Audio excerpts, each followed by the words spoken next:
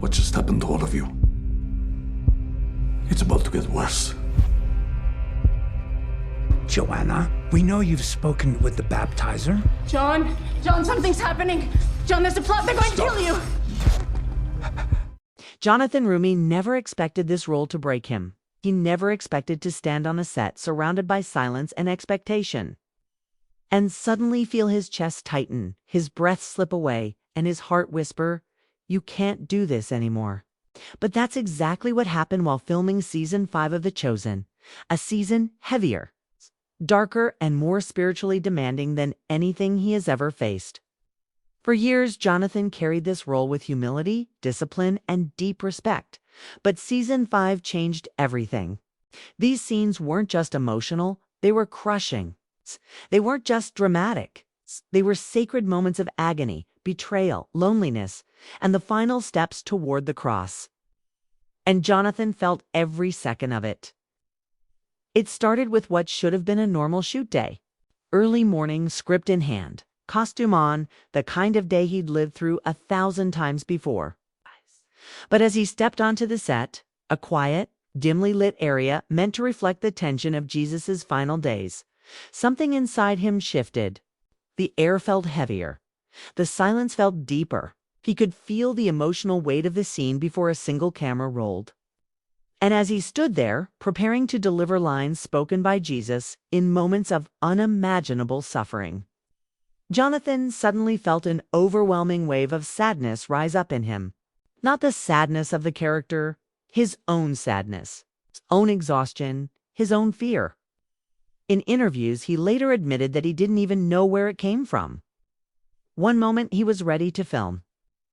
The next, he wasn't sure if he could stand.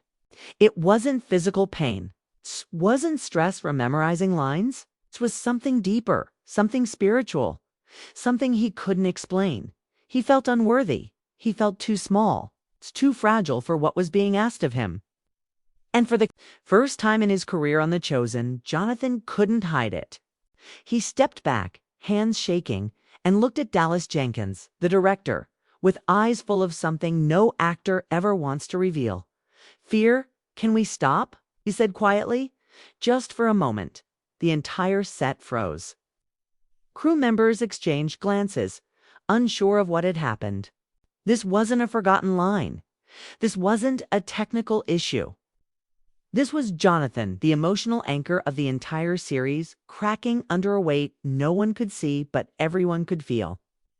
Dallas walked toward him slowly, carefully, like someone approaching a wounded friend rather than an actor on a schedule. Jonathan looked down, breathing unevenly, trying to steady himself, but the moment had already taken hold. He later described it as a spiritual collapse. Not dramatic, not loud, but real. The role had finally pushed too hard. The responsibility had finally pressed too deep. In that moment, Jonathan wasn't Jesus speaking to the disciples. He wasn't performing a miracle. He wasn't delivering a sermon. He was just a man overwhelmed, exhausted, and unsure if he could keep going. And as the cameras paused, the lights dimmed, and the set seemed to fall into a sacred silence, Jonathan realized something terrifying. He wasn't acting anymore. He was breaking. The role he loved was hurting him. The story he cherished was pulling him into emotional places he didn't know how to escape. And the weight of millions of people watching, expecting, hoping, believing became too much. Standing there, surrounded by crew, but feeling utterly alone, Jonathan whispered the truth he had been carrying for months. "I don't know if I'm enough for this." It wasn't a complaint. It wasn't frustration. It was fear, raw, honest, and painfully human. And that was only the beginning. Season 5 had only just started revealing the toll it would take on him, and the scenes ahead were far heavier than the one that broke him.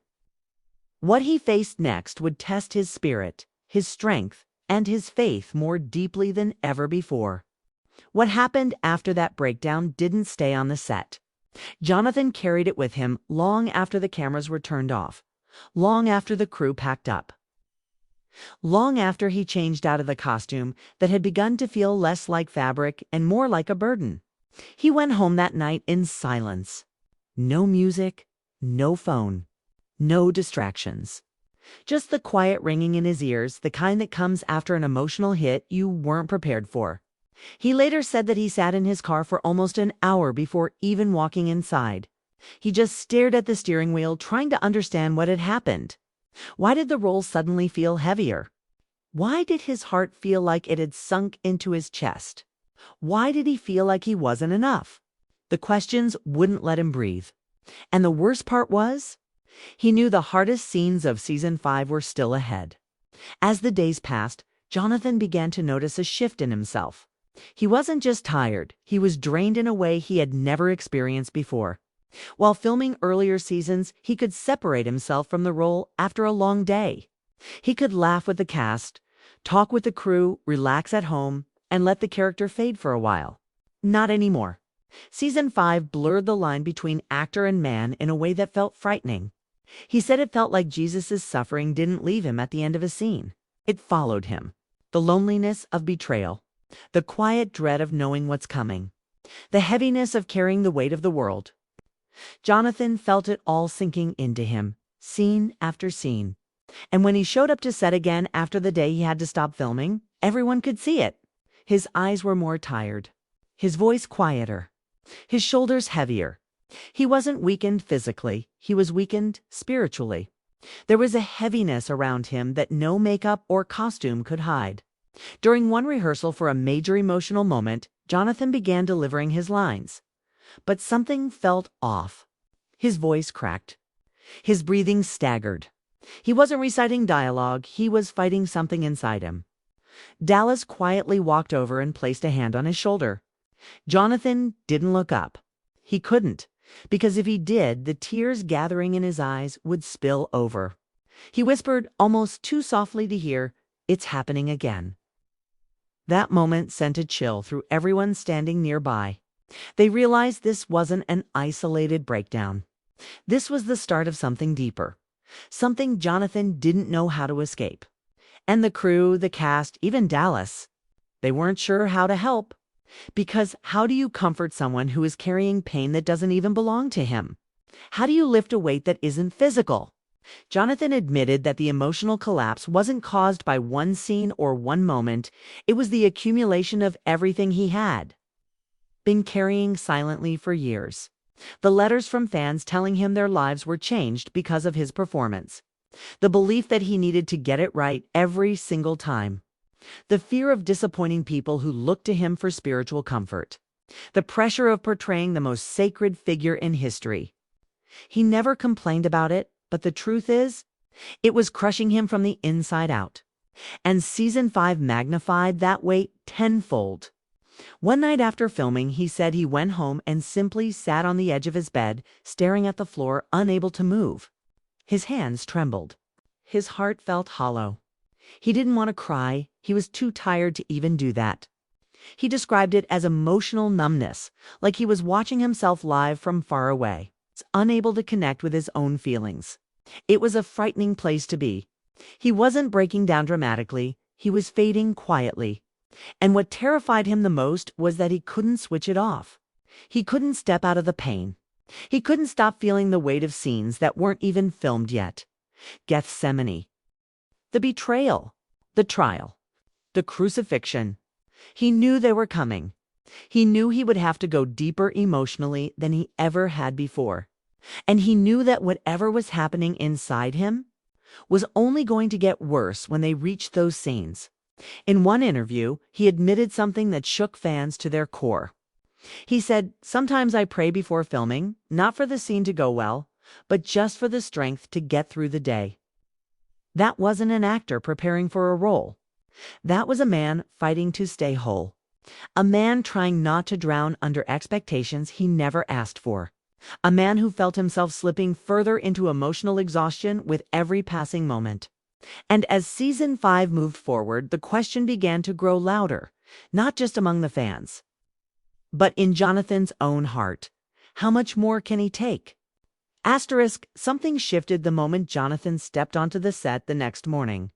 Everyone could feel it, even if no one dared to say a word out loud. The air was heavy, the kind of heaviness that settles on your chest before anything even happens. Cameras were being adjusted, lights were being tested, and yet all the quiet chatter stopped. The second Jonathan appeared, his shoulders were slightly hunched, not because of the weight of the costume or the unbearable heat, but because he was carrying something inside him that no one could help him with.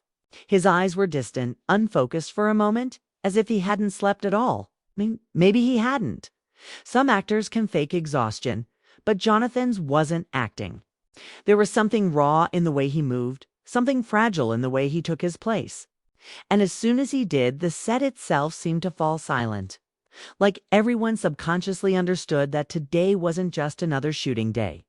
Today, something was about to break. The scene they were filming was emotionally brutal. One that demanded Jonathan to dig into a place no human should have to touch every day. It wasn't dramatic because of the script, no. It was dramatic because of what Jonathan was doing to himself to make it real. He didn't just recite lines.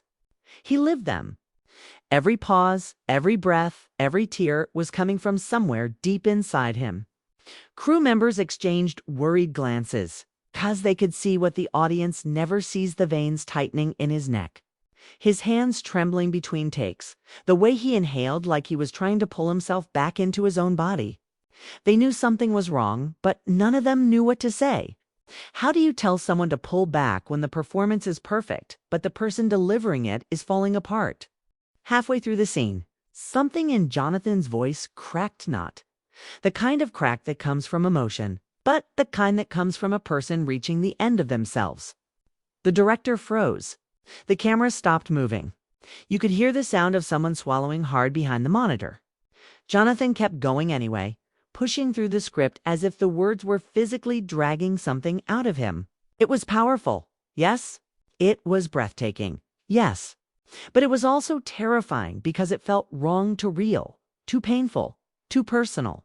When the scene finally ended, the set stayed silent longer than it should have. There was no applause, no praise, just this strange, uneasy quiet. Jonathan lowered his head, breathing heavily, as if he'd run a marathon with emotions instead of legs. No one approached him at first. They watched him from a distance, unsure whether to comfort him or give him space. He eventually stepped aside, leaving everyone behind. And that's when a few crew members noticed him slip through a side door to be alone. He didn't storm out. He didn't break down dramatically. He just disappeared quietly, like someone trying not to draw attention to the fact that they're falling apart. Minutes passed. Then 10. Then 15. Someone finally went to check on him, not to interrupt him, but because they were worried for him as a person, not an actor. And what they found wasn't a man rehearsing lines or preparing for the next take. It was Jonathan sitting on the floor, back against the wall, eyes closed, breathing shakily. His hands clasped together in a way that looked less like acting and more like he was genuinely trying to steady himself. He whispered something no one could hear. What? But his voice sounded like someone begging for strength they didn't have anymore. A decision had to be made.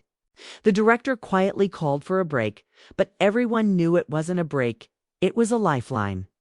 They couldn't force Jonathan back in front of the camera. Not like this. Not when the role was digging into his soul in a way that left him drained and shaking.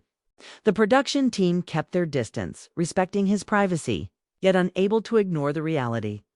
Jonathan wasn't just tired. He wasn't just emotional from the scene. He was burning out from carrying the emotional weight of a character loved by millions but impossible to embody without. Losing a piece of yourself. He had given everything, maybe too much. And for the first time this season, people started whispering the question no one wanted to consider. How much more could he take? They didn't know it yet, but the answer was coming sooner than anyone expected.